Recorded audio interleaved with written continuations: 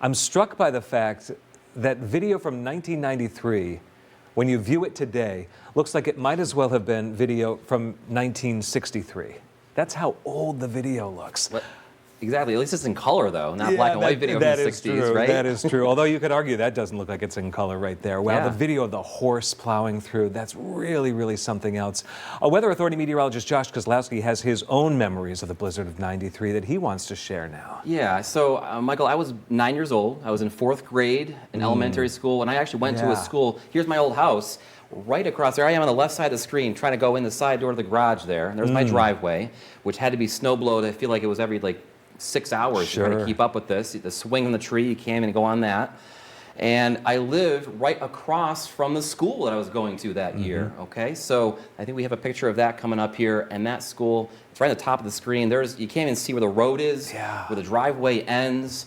And I just remember looking out my kitchen window saying, there's one of our neighbors or neighbor friends helping us snowblow the driveway.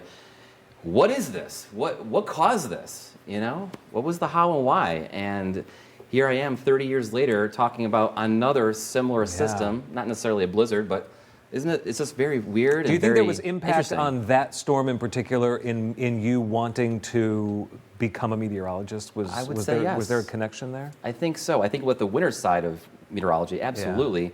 Not knowing much about it, how do snowstorms form, and now I've been doing this for 3 decades, studying it, learning about it, and doing it now on TV. But yeah, one of the things that definitely got me into wanting to do it in college, for sure. We're glad that it did. Josh, thank you.